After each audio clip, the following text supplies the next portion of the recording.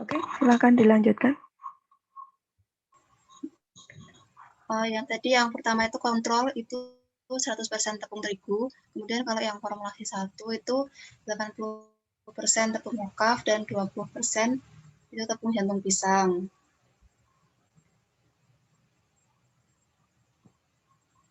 Kemudian ini untuk hasil uji kimianya itu menguji serat pangan total yang kode sampel kontrol itu rata-ratanya 7,4244%, kemudian yang formulasi 1 itu rata-ratanya 9,26%. Kemudian untuk analisis ekonominya ini untuk bahannya sekitar 25.000, kemudian untuk perhitungan harga jualnya itu didapatkan per toplesnya itu per kemasan 200 gram kira-kira itu 25.000. Kemudian yang untuk survei pasarnya menggunakan Google Form, ini ada pertanyaan dari 30 responden, semua responden mengatakan bahwa cookies ini layak untuk dipasarkan. Kemudian untuk yang pertanyaan kedua, dari 30 responden tersebut, terdapat 2 responden yang mengatakan bahwa responden tidak tertarik membeli apabila produk cookies ini dipasarkan. Kemudian yang ketiga, dari 30 responden, terdapat 1 responden yang mengatakan bahwa produk cookies memiliki harga yang tidak terjangkau atau terlalu mahal untuk dipasarkan. Kemudian yang pertanyaan terakhir, dari 30 responden itu terdapat 1 responden yang tidak setuju apabila produk cookies dijual seharga 25.000 per toplesnya.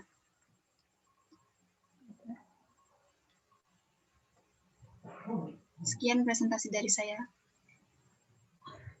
Baik, terima kasih Kiki untuk pemaparan progres, terutama untuk evaluasi mutu produk rekayasanya. Untuk tepung jantung pisangnya ini preparasi sendiri ya, membuat sendiri ya? Iya, Bu. Oh ya. Itu sudah termasuk diperhitungkan dalam analisa ekonomi tadi? Sudah, Bu. Sudah ya. Kira-kira satu buah itu ya. Gimana hitungannya? Kira-kira satu buah itu kan waktu saya beli itu sekitar 5.000 sampai 7.000 itu buat bisa jadi 30 gram satu buah. Kira-kira 1 kilo ya, 1 kilo beratnya. Berat kotor. 1 kilo berat kotor hanya jadi 30 gram? Iya. Oh, sedikit banget ya rendemennya ya? 3% ya? Iya. Iya. Oh ya, itu mungkin yang punya andil dalam biayanya menjadi tinggi karena rendemennya sangat rendah. Itu mengapa kira-kira rendemennya sangat rendah? Apakah banyak yang terbuang begitu? Atau memang kadar airnya tinggi begitu? Kalau yang dia masih utuh itu kan sekilo itu kan dia masih ada yang bagian merah-merahnya itu, Bu. Jadi harus dikupas tuh ada beberapa lapis gitu. Jadi kalau berat bersihnya mungkin cuma 700 gram. Banyak yang terbuang ya? Iya. Oke. Baik, ya.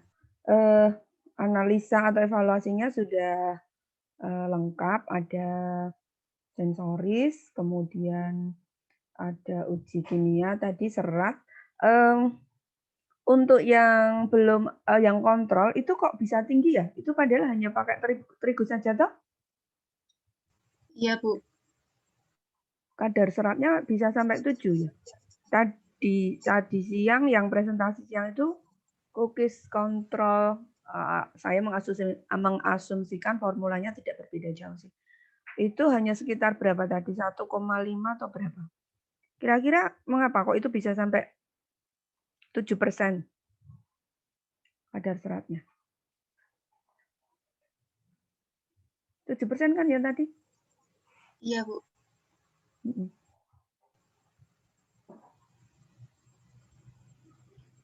Apakah ada yang serupa yang menguji serat total untuk produk sejenis cookies itu juga mendapatkan hasil sekitar 7%.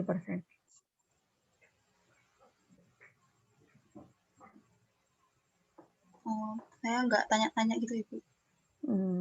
Formula cookiesnya standar toh itu? Iya. Oke. Ya, maka ketika ditambah tepung jantung pisang kan menjadi 9, tapi saya hanya mencermati angkanya itu kok 7 itu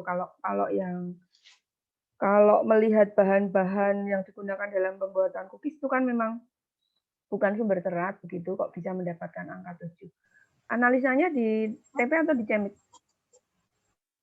Di Cemix. Di Cemix ya. Oke, ya sudah, karena memang tidak menganalisa sendiri, ya sudah, itu kita terima.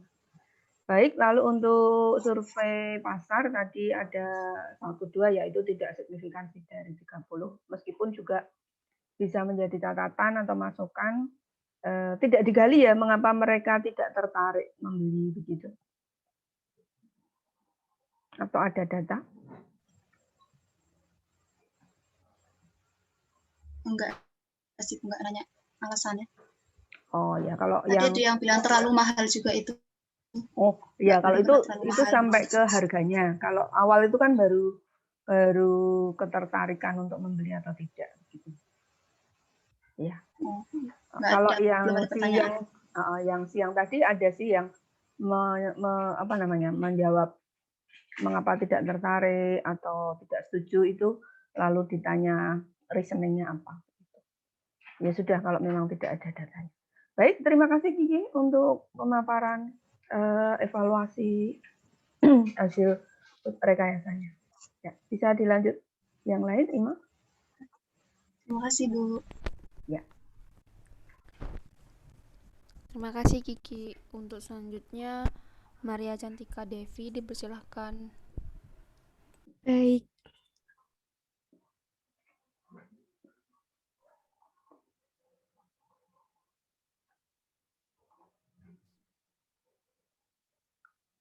Baik, apakah sudah terlihat Bu Purna dan ini?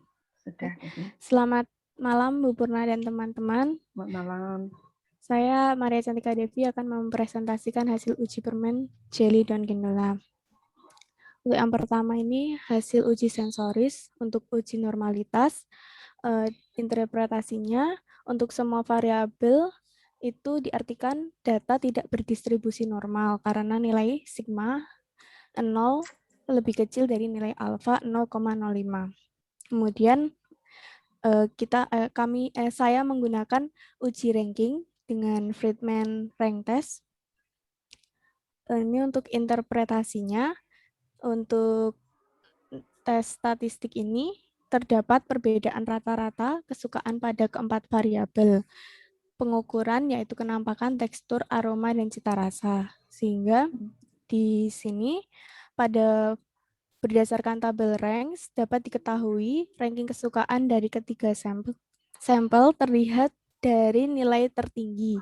Pada variabel kenampakan sampel, yang paling disukai itu sampel 485 yaitu kontrol dan 536. Kemudian untuk tekstur, aroma, dan cita rasa, itu sampel yang paling disukai adalah sampel 485 yaitu kontrol.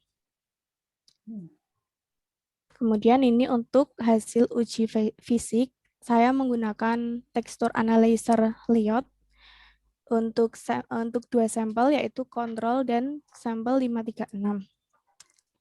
Berikut hasilnya dan interpretasinya.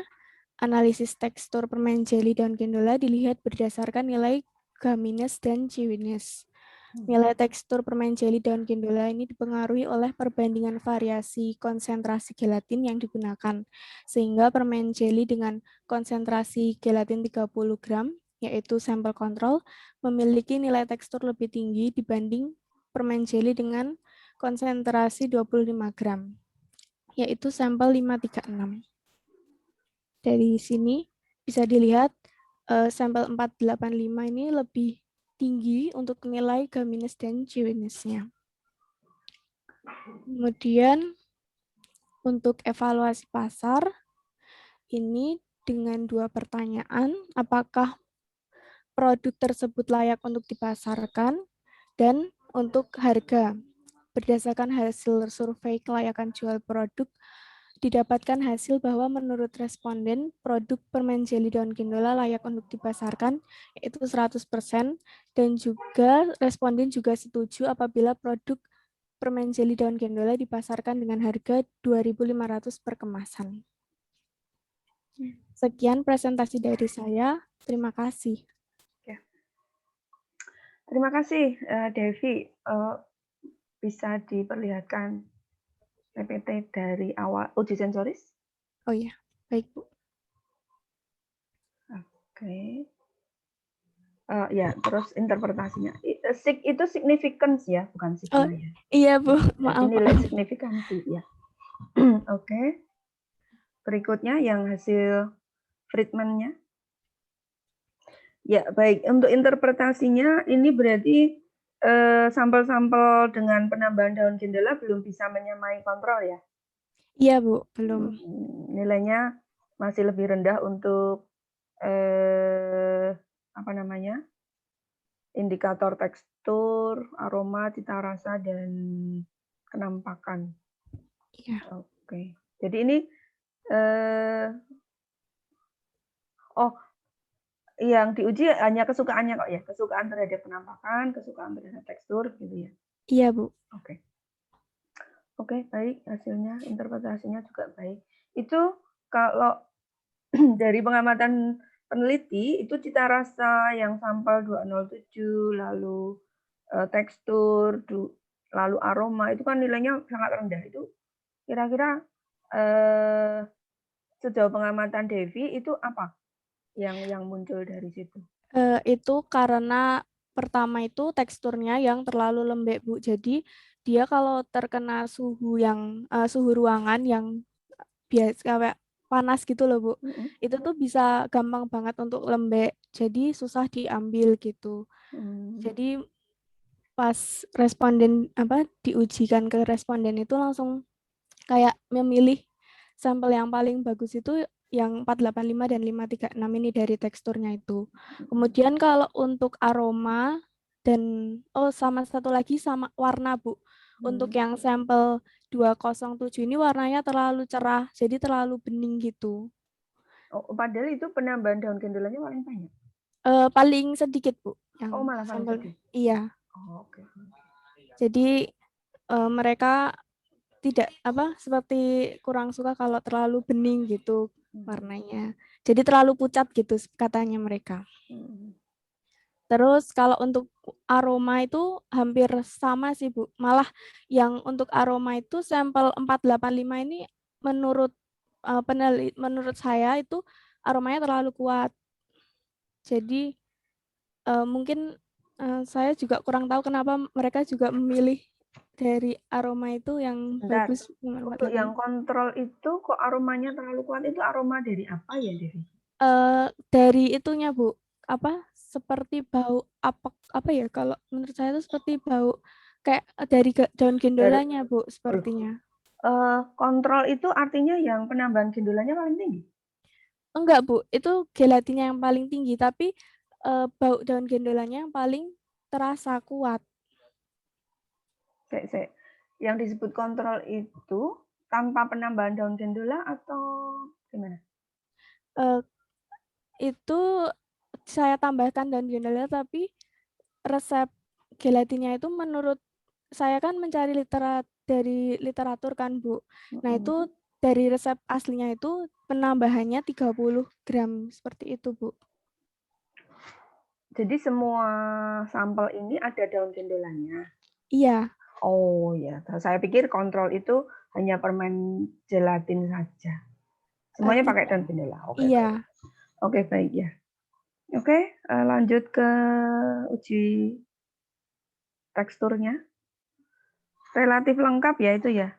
Ada hardness, ada resilient, chewiness, gumminess. Jadi kalau tadi yang diungkapkan kan hanya gumminess sama chewiness. Nah, mungkin yang lain juga bisa dianalisis, maksudnya diinterpretasi, Devi, nanti di laporan. karena itu merupakan data yang baik juga. Oh ya, baik Bu.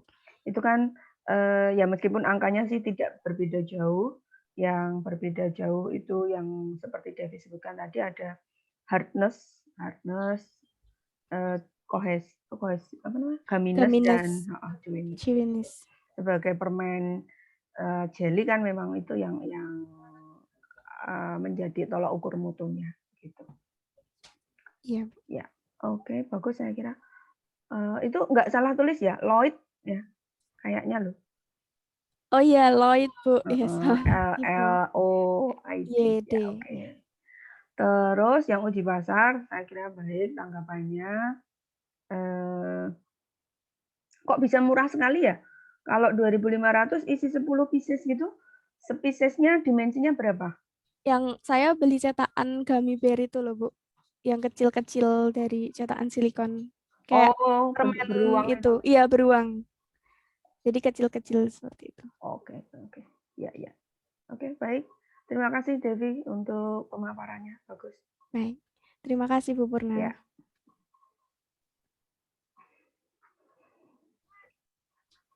Baik, terima kasih Devi untuk presentasinya. Kemudian dilanjutkan Pramudia Satria. Waktu dan tempat dipersilahkan, Pram. Baik, terima kasih Ima. Selamat malam Bu Purna. Selamat malam, Pram. Saya izin jelaskan ya Bu. Ya.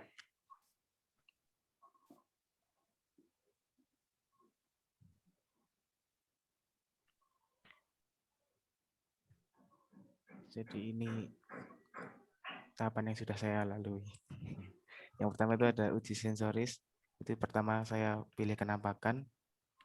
Untuk kenampakannya didapat hasil yang paling disukai itu sampel 461 atau dengan komposisi 125 gram tahu dengan 75 gram daun kelor.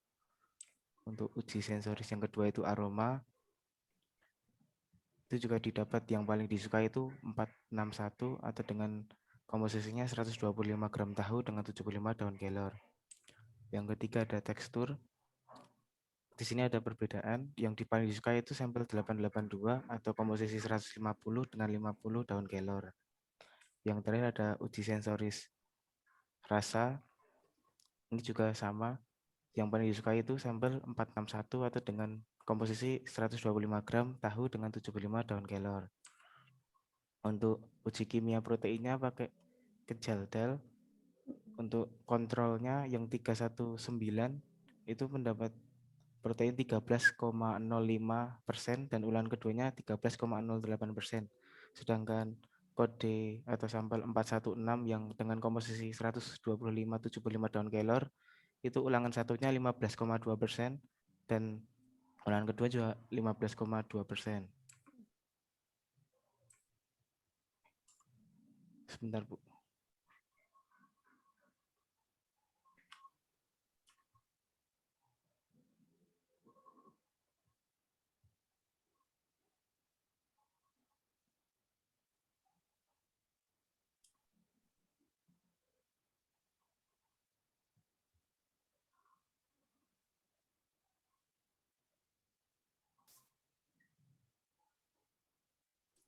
Ini untuk perhitungannya.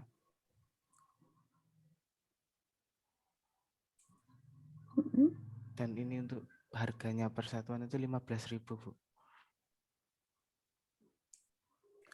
Dimensinya berapa ya itu, Pram? Dimensinya itu diameternya kurang lebih 5 cm Bu.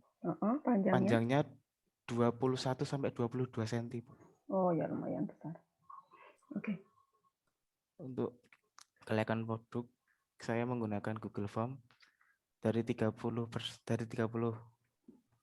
orang itu menjawab ya pada layak untuk di produknya layak untuk dijual dan tertarik untuk membeli juga 30 orang itu setuju. Untuk harganya itu ada yang bilang terlalu mahal itu 1 orang.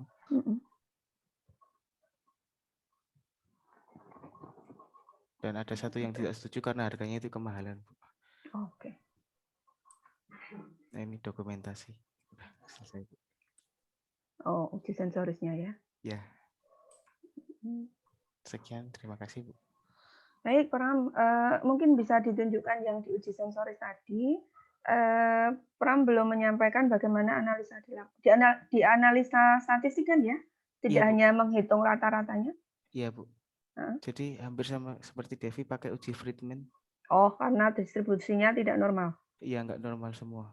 Di analisis normalitasnya? Iya, Bu. Oke. Ya, jadi sudah melampaui tahap itu begitu ya. Sudah, Bu. Oke. Berarti tadi yang diuji protein tadi itu sampel 882 Bukan, Bu. dan Yang kontrol itu yang 319 itu 319 kontrol. dan Dan 461. 461, ya, Bu. Oke. Ada kenaikan kadar protein sedikit ya? Ada. Oke. Oke, lalu hasil uji pasar, survei pasarnya saya kira bagus. 100% tadi menyatakan layak dipasarkan dan tertarik membeli. Lalu 1% ya wajar kalau ada yang tidak suka. Baik, sudah memberikan gambaran. Silakan nanti analisisnya dipertajam di laporannya. Terima kasih Pram untuk pemaparan laporan evaluasinya. Baik, Ya. terima kasih, Bu. Terima kasih Pram untuk presentasinya. Sekarang dilanjut Telesin.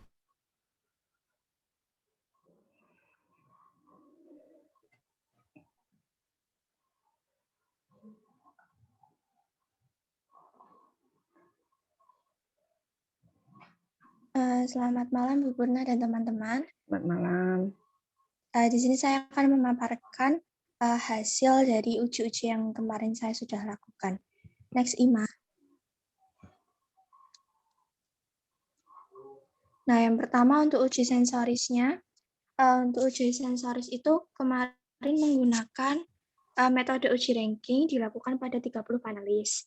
Kemudian untuk indikator dari pengujiannya itu ada kenampakan, cita rasa, tekstur, dan aroma. Kemudian untuk skornya ada skor 1 sampai 4 per indikator. Lalu data dari hasil uji sensoris itu diolah menggunakan SPS 21, menggunakan uji Friedman karena hasil normalitasnya tidak normal sehingga menggunakan uji Friedman. Nah, dari hasil uji Friedman, masing-masing indikator itu akhirnya memperoleh sampel yang paling disukai responden itu ada kontrol dan formulasi yang pertama yaitu 60 dibanding 40 yaitu 60 daging ayam dan 40 jantung pisang. Next. Nah, untuk uji hasil kimianya, kemarin saya menguji di lab Chemix. Hasilnya itu kandungan rata-rata total dari formulasi 1 yaitu 60 gram daging ayam dan 40 gram serat jantung pisang itu sebesar 11,68% rata-rata ulangannya per 25 gram sampel. Lalu yang untuk kontrolnya itu rata-rata serat totalnya sebesar 8,67%. Next. Nah, untuk hasil analisis ekonominya, next, 5. Untuk analisis ekonominya, diperoleh untuk unit cost itu harga jualnya 14.000. Satu resep itu 14.000 menghasilkan 2 lonjor chicken egg roll. Jadi 14.000 itu nanti isinya 2, Bu. Begitu. Lalu next. Dimensinya berapa, Afila? Beratnya itu masing-masing satu lonjor 200 gram, Bu. Nanti dipotong kalau dipotong kemarin saya coba satu lonjor itu 5 gitu. Jadi satu resep menghasilkan 2 lonjor 10 potong gitu. 10 potong 14.000. Iya. Murah ya? Ya. Ya, karena bahannya juga murah, Bu. Oke. Ya. Next, Ima.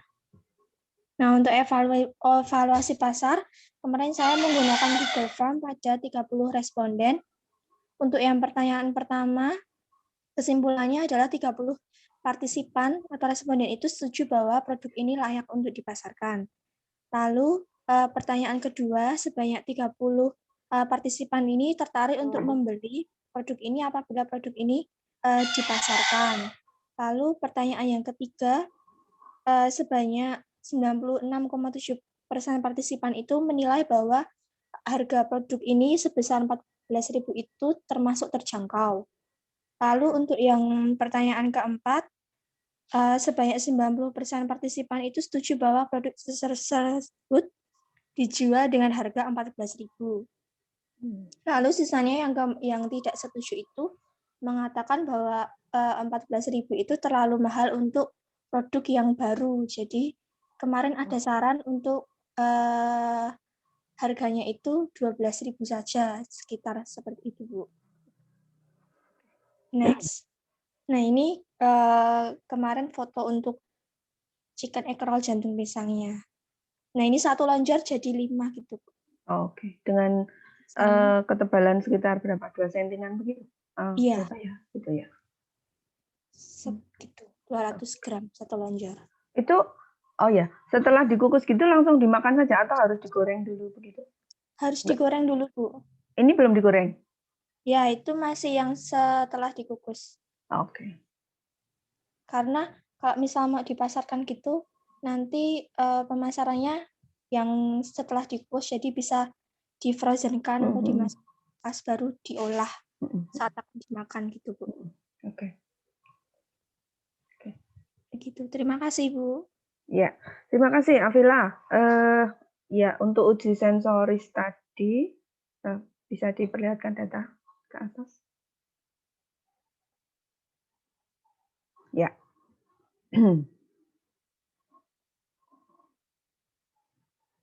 Oke. Dari apa namanya? Keempat indikator itu trennya sama. Jadi yang kontrol lalu formulasi 1 ataukah seperti Pram tadi yang ternyata untuk cita rasa trennya beda dengan yang kenampakan atau bagaimana? Mungkin secara garis besar saja. Kalau yang hasil ujinya itu trennya hampir sama, Bu. Jadi yang paling disuka itu dari kenampakan aroma cita rasa itu kontrol. Oke. Kecuali teksturnya, karena kalau yang untuk kontrol itu teksturnya lebih agak keras gitu, Bu. Oh, malah lebih keras Daripada yang diberikan jantung pisang. Lalu untuk yang formula kedua itu juga trennya sama.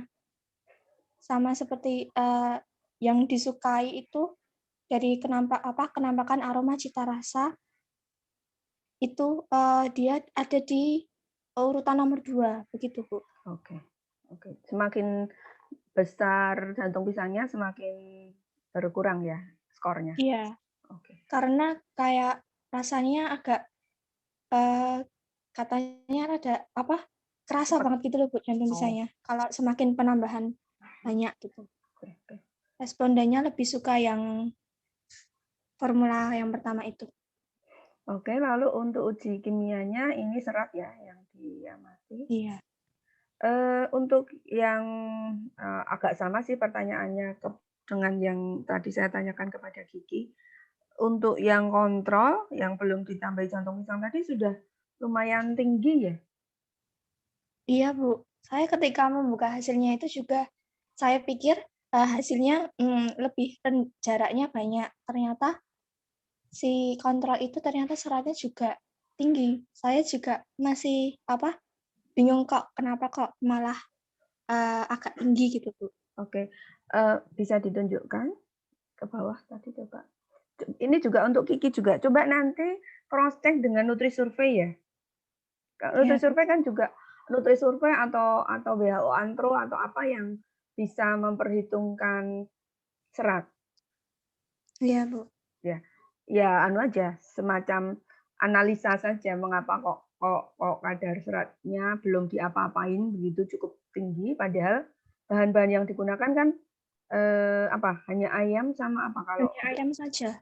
hanya ayam sama saja. ada tambahan putih telur dan tepung gitu, Bu, tidak ditambahkan apapun. Nah itu kok bisa 8 itu ya, itu kan cukup surprise juga begitu. Coba nanti di cross check begitu.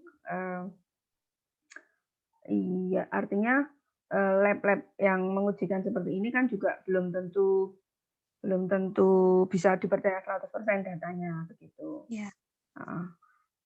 Saya pernah dari Mbak Reni itu dulu ketika Mbak Reni itu skripsi, dosennya memang tidak merekomendasikan ke lab cemik begitu, tetapi merekomendasikannya ke lab TP UGM begitu, karena mungkin juga kalau lab-lab di lembaga pendidikan begitu kan sudah ada standarisasi begitu. Tapi ya tidak apa-apa, sebagai sebuah latihan kita nanti bisa menganalisis sekaligus mengevaluasi apakah hasil pengujian seperti itu nanti reliable atau tidak datanya. Salah satu caranya dengan meng-cross check dengan tadi. Secara teoritis itu sebetulnya harusnya kadar seratnya berapa toh?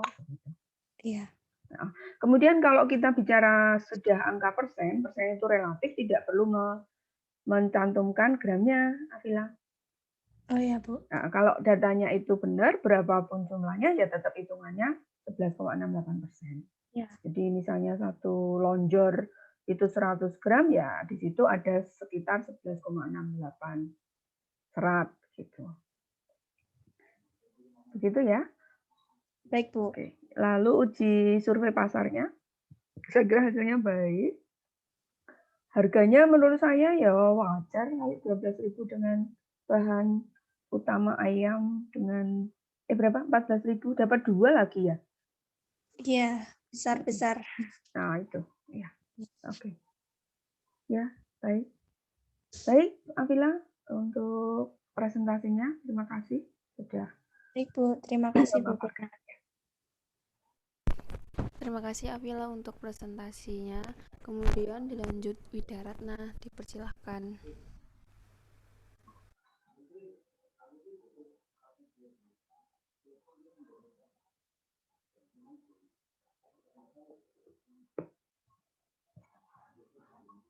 Teman-teman, di sini saya akan memaparkan hasil uji-uji yang saya sudah lakukan. Apakah sudah terlihat, Bu? Sudah. Baik, sebentar. Untuk yang pertama, untuk uji sensoris atau organoleptiknya, saya menggunakan uji scoring. Lalu parameter yang saya gunakan ada warna, cita rasa, tekstur, dan aroma. Respon yang didapatkan ada 30. Terus saya mengolah data tersebut menggunakan SPSS versi 21. Lalu saya uji normalitas. Saat uji normalitas itu data yang dihasilkan tidak berdistribusi dengan normal, Bu. Lalu saya melakukan uji Friedman. Dan yang ini berikut hasil dari uji Friedman-nya. Lalu saya mencoba ingin mengetahui uji kimia itu serat pangan total, Bu. Kan kalau di kemasan puding itu pasti ada tulisannya tinggi serat. Nah, saya ingin mengetahui serat yang ada di kandungan puding saya itu berapa. Oke. Saya melakukan lab itu di lab Cemix pada tanggal 10. Lalu ini untuk evaluasi pasarnya saya menggunakan Google Form. Untuk pertanyaan yang pertama itu saya menanyakan apakah produk ini layak untuk dipasarkan, dan jawaban dari 40 responden itu mengatakan 97,5%-nya iya dan 2,5%-nya tidak. Lalu saya bertanya apakah tertarik untuk membelinya. Dari itu 90%-nya tidak tertarik untuk membeli. 90%-nya tertarik untuk membelinya dan 10%-nya tidak.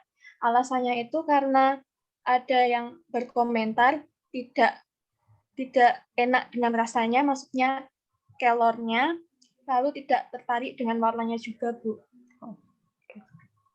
Terus saya menanyakan yang terakhir itu dengan harga 5.000 per pieces itu apakah termasuk terjangkau atau tidak. 95%-nya mengatakan ya terjangkau. Untuk 5%-nya itu mengatakan pudingnya itu terlalu mahal, Bu, kalau harga 5.000. Lalu ini kemarin untuk foto gelar karya saya, Bu. Terima kasih. Oke, cepet banget udah Ratna. Ya, Mbak kembali ke uji sensorisnya. Iya. Lalu akhirnya dari pengujian yang dilakukan itu yang terbaik atau yang paling disukai atau mana begitu kesimpulannya apa ini? Oh ya, maaf tadi belum. Dari keempat sampel, maksudnya 3 formulasi itu yang paling disukai responden yang formulasi ketiga, Ibu. Kalau yang formulasi kedua itu kan kemarin saya perbandingan 30 banding 70, yang 70%-nya itu dari daun kelornya. Nah, itu responden mengatakan kalau yang formulasi kedua itu daun kelornya terlalu terasa banget, Bu. Jadi terus warnanya juga tuh terlalu gelap. Gitu, Bu. Jadi dari 30 responden itu paling suka dengan formulasi yang ketiga, 50 banding 50. 50 banding 50. Kalau formulasi 1, 75-25. Berapa? Pucat, Bu, warnanya. Berapa formulasinya? Iya, Bu. Yang formulasi 1? Oh, yang formulasi 1 itu 40 banding 60. Yang 60-nya daun kelor. Oke, lebih besar daun kelornya ya. Baik, itu terus untuk uji kimiawinya. Nah, itu hanya 1 berarti yang diuji ya, Widaratna? Iya, Ibu. Yang terpilih tadi? Iya. Ya. Jadi tidak dibandingkan dengan kontrol ya?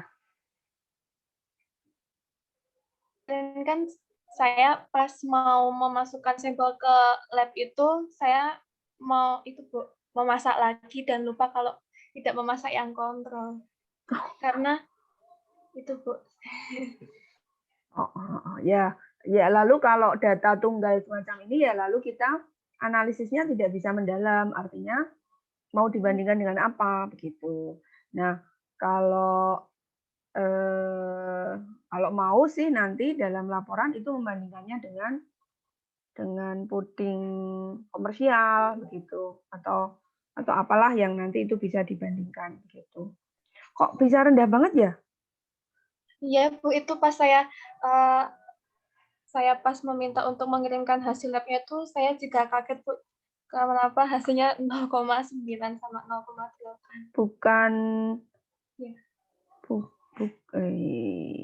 Iya. Berarti 1% saja nggak ada? Iya, Bu. Nanti saya coba menggunakan multi-survei itu, Bu. Oh ya, jadi untuk data-data yang nyeleneh seperti ini perlu dicari second opinion, artinya coba bandingkan dengan secara teoritis itu seperti apa. Begitu. Baik. Oke. Lalu untuk survei pasar saya kira baik bisa menjangkau 40 responden. Kok tadi ada responden yang bilang karena nggak suka rasanya padahal mengisinya lewat Google Form ya? Itu ada itu, Bu, dari yang kemarin ada yang sama, Bu. Oh, yang uji sensoris juga mengisi? Iya. Oke. Jadi mereka bisa memberi komentar itu ya. Oke, baik. Terima kasih Widaratna sudah memaparkan hasil kerjanya. Bagus. Terima kasih, Bu Purna. Ya. Terima kasih Ratna untuk presentasinya. Kemudian dilanjutkan Yohanes Heri untuk presentasi. Dipersilakan Heri. Ya, terima kasih waktunya, Ma. Bu Purna izin share screen, Bu. Oke.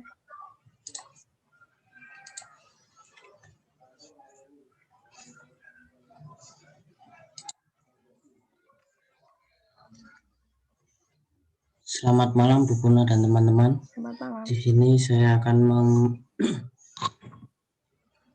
memberikan hasil pengujian yang sudah saya lakukan. Yang pertama, hasil uji sensori. Uji sensorinya saya menggunakan uji scoring dengan jumlah responden 30 panelis.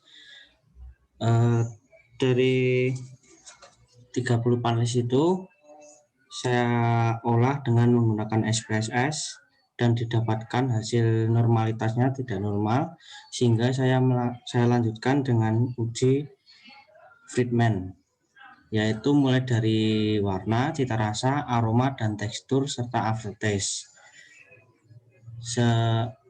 Dari semua itu didapatkan 2 sampel tertinggi, yaitu sampel kontrol dan sampel 235 atau sampel pertama.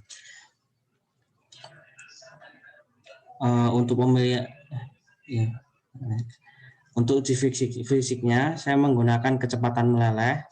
Itu kontrolnya setelah saya lakukan uji leleh itu didapatkan hasil 8 menit. Untuk sampel yang 235 itu 15 menit, untuk 255 itu 13 menit, dan untuk sampel 275 itu 7 menit. Untuk uji kimianya, untuk sampel es krim oatmeal ini beratnya 50 gram, didapatkan serat pangannya 3,6 untuk ulangan pertama dan ulangan kedua 3,6. Untuk survei pasarnya saya menggunakan 3 pertanyaan. Yang pertama, apakah produk tersebut layak untuk dipasarkan? Jawabannya ya. Untuk yang kedua, apakah produk yang dipasarkan Anda tertarik untuk membeli? Jawabannya ya. Dan ada juga yang tidak. Selanjutnya, apabila produk ini dipasarkan dengan 3.000 dengan isi 50 gram, jawabannya terjangkau. Dari survei pasar yang dilakukan mendapatkan hasil es krim oatmeal ini dapat diterima oleh masyarakat, terbukti dari kuesioner yang sudah dibagikan dan terkumpul bahwa masyarakat dapat menerima es krim oatmeal dengan harga yang terjangkau, yaitu Rp3.000. Dengan dilakukan survei pasar tersebut dapat didapatkan data umur, jenis kelamin yang dapat dijadikan sebuah acuan untuk menentukan target konsumen. Sekian Bu presentasi dari saya. Terima kasih. Oke, itu gambar es krimnya ya, Her? Iya Bu, ini gambar es krimnya.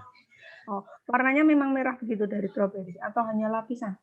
Iya, ini tadi kalau ini tuh merahnya dari saya kasih strawberry, saya jus itu Bu, jus nggak dikasih gula, terus saya berikan gitu supaya menarik Bu. Kalau nggak diberi kayak gitu pucat Bu, warnanya pink gitu. Oh ya, itu dicampurkan di adonan es krimnya, es krim mixnya gitu, enggak? Itu dikasihnya itu, jadi kan produk adonan es krim itu dikasih ke cup gitu Bu. Terus sudah di situ terus dikasihkan selainya Bu. Topping gitu ya? Ya topping begitu Bu. Oke, Mbak, mungkin kembali ke atas Her ya. Nulisnya scoring Her, jangan scoring. Kayak sekoci ya. Maaf Bu, tipu. Lalu aftertaste pakai A. Ya Bu. Ya, oke. Friedman, engko seneni kowe nek ganti jenenge wong. Ya Bu. Ya, oke. Oke, lanjut. Nah, saya tertarik dengan uji fisik ini. Dilakukan sendiri ya, Her? Mungkin bisa dideskripsikan berapa gram yang dilelehkan, terus bagaimana cara mengamatinya begitu. Oh ya, ini sampelnya ini 50 gram Bu, sama 1 cup gitu. Terus untuk pengamatannya ya cuma saya taruh kan tadinya di freezer, cuma saya taruh di suhu ruangan, terus saya waktuin gitu Bu. Oh, es krimnya tidak dituang gitu, tapi tetap di dalam cup. Iya, kalau soalnya es krimnya itu kan keras Bu, jadi kalau untuk mengeluarkannya itu agak susah Bu. Jadinya itu kalau mencairnya tuh sangat terlihat jelas Bu, es krim. Saya sih kalau di dalam cup itu kan, kalau dalam bayangan saya sih agak sulit melihat meleleh atau tidak begitu. Tapi kalau dari pengalamanmu itu ternyata mudah diamati ya sudah. Iya, apalagi yang sampel nomor 275 ini Bu, ini sangat sangat jelas Bu. Soalnya kan oatmeal-nya kan ini menggunakan 70% oatmeal, 30%-nya susu. Jadi ini sangat jelas Bu. Itu kalau meleleh itu sangat mudah di ini. Oh, sebentar, itu yang 235 itu oatmeal-nya berapa ya? 235 itu oatmeal-nya 30, untuk susunya 70 Bu. Oh, terus yang 255? Terus 255 itu 50 oatmeal, 50 susu. Oke. Jadi semakin banyak oatmeal-nya semakin cepat meleleh. Iya Bu, semakin banyak oatmeal-nya semakin cepat meleleh, semakin banyak susunya itu semakin lama Bu. Oke, jadi itu bisa menjadi data yang bagus, nanti dianalisis dengan mencari teori pendukung mengapa kok tidak bisa mempertahankan waktu ya body ya, artinya ketika cepat meleleh itu body es krimnya tidak kukuh gitu. Ya, meskipun kalau sebagai konsumen kita makan es krim yang lama melelehnya juga nggak suka begitu, tetapi jangan juga terlalu cepat. Gitu. Oke, baik, bagus Her. Terus lanjut. Oke, nanti mungkin kalau ini juga malah kok hanya segitu gitu ya, padahal penambahan oatmeal dan strawberry kan harapannya bisa meningkatkan cukup signifikan begitu ya. Iya Bu. Ini kan tidak begitu signifikan. Nah, sama nanti mungkin di cross check dengan NutriSurvey. Iya Bu, saya juga kemarin lihat hasilnya tuh juga agak heran itu Bu. Ya. Soalnya kan dari oatmeal-nya sendiri kan tinggi serat, terus strawberry-nya juga memiliki serat. Kemarin kan di proposal itu kan sudah di ini kan, berarti ini bisa tinggi serat, tapi ternyata cuma 3 gram gitu Bu. 3%. Iya 3% gitu. Iya, artinya itu tadi kalau banyak data-data yang menyimpang ini ya lalu nanti secara institusional kalian bisa menyimpulkan begitu apakah lab-nya ini juga bisa dipercaya gitu loh. Saya sih kemarin memberi keleluasaan ini sebagai semacam latihan saja. Tapi nanti kalau untuk skripsi atau apa itu harus mencari yang memang kredibel gitu karena nggak bisa main-main ya kalau skripsi begitu. Baik Bu. Oke, Bu, nanti cek. Bu, saya juga mau tanya Bu, kan ini nanti saya amati lagi dengan NutriSurvey gitu kan Bu. Nah ini apakah nanti dibandingkan atau enggak Bu? Enggak apa-apa, sebagai salah satu metode untuk menganalisa kan kita bisa menggunakan berbagai macam sumber gitu ya. Data NutriSurvey kan bisa dianggap sebagai data pustaka, data teoritis gitu. Enggak apa-apa. Baik Bu, terima kasih. Oke, lalu untuk yang harga kok bisa ketemu angka 3.000 hitungannya gimana Her? Tadi belum ada hitungannya untuk analisa ekonomi. Ini tadinya itu harganya tuh, benar Bu, saya sharekan hitung-hitungannya Bu.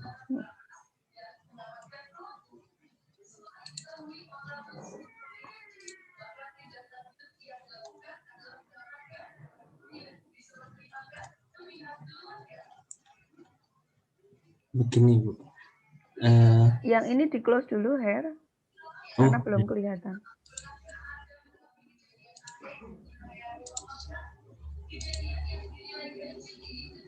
Jadi tadinya itu untuk satu resep itu harganya 45.000 Bu. Terus satu resep itu bisa saya bagi menjadi 16 cup gitu Bu. Jadi harganya tuh bisa 3.000. Oke. Jadi semakin banyak kan semakin murah begitu Bu. Oke, jadi itu 50 mili ya? Iya 50. Yo sebanding karo apa saya jenenge ice gitu kan, es krim murah meriah. Iya Bu, seperti itu.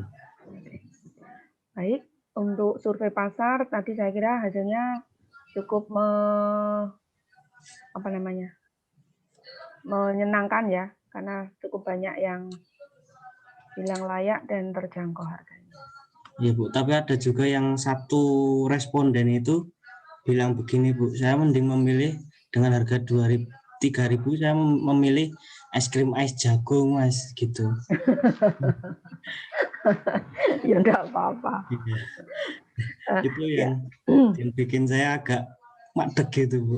Loh, artinya Artinya ketika kalian melakukan survei di Google Form itu kan, itu di awalnya kan pasti memberikan deskripsi produk, ya kalian ungkapkan kelebihan-kelebihannya itu. Ya, Perkara nanti dia menyimpulkan, artinya kita juga mengedukasi, selain promosi kita juga edukasi bahwa produk yang dikembangkan itu dibandingkan dengan es krim yang selama ini ada di pasaran punya kelebihan bla bla bla bla bla. Gitu. Perkara dia nanti mengambil keputusan untuk tidak, ya itu sudah di luar kuasa kita. ya. Tadi di Google Form-nya saya juga udah mencantumkan kelebihan-kelebihannya juga. Oke, baik, Her. Bagus hasilnya. Nanti silahkan diperdalam analisisnya di laporan. Baik, Bu. Terima kasih Ya. atas masukannya. Ya. Sudah selesai, Ima? Sudah, Bu. Oke. Baik, terima kasih untuk kloter kedua presentasi ini. Jadi malam-malam ya sudah tidak apa-apa. Bisa kita lampaui. Silakan nanti seperti halnya tadi saya sampaikan di kelas siang, evaluasi dari produk rekayasa ini merupakan merupakan data utama yang nanti harus kalian analisis, bahas di dalam laporan, karena memang itu data utamanya itu. Bunyi dari hasil rekayasa kalian itu ya di situ itu. Untuk nanti menarik kesimpulan apakah produk yang kalian kembangkan itu memenuhi ekspektasi, bisa menjawab permasalahan yang dikemukakan di awal begitu. Nanti pada hari Jumat kita akan membahas bagaimana laporan ini disusun dan presentasi dilakukan. Terima kasih untuk kebersamaannya malam ini. Terima kasih Ima sudah setia mendampingi teman-temannya, baik tadi yang kloter pagi maupun kloter malam. Cynthia ini juga setia mengikuti, mendukung teman-teman yang presentasi. Ya, bisa. Saya kan tadi kan sempat terputus dari Zoom waktu saya presentasi. Nah, saya belum sempat mendengarkan sanggahan atau komentar dari Bu Purna. Itu gimana ya, Bu? Apakah yang tadi saya record, nanti saya share saja di grup. Oh ya, begitu. Termasuk yang malam ini nanti juga saya share nanti kalau sudah di-convert. Ya, baik Bu Purna. Terima kasih. Terima kasih semuanya. Kita bisa akhiri. Selamat malam, selamat melanjutkan aktivitas. Ya. Terima kasih. Terima kasih Bu Purna. Terima kasih Bu Purna. Selamat malam. Terima kasih Bu Purna. Terima kasih Bu. Ya. Tidak maam kan? Iya Bu. Saya akhiri ya. Iya Bu.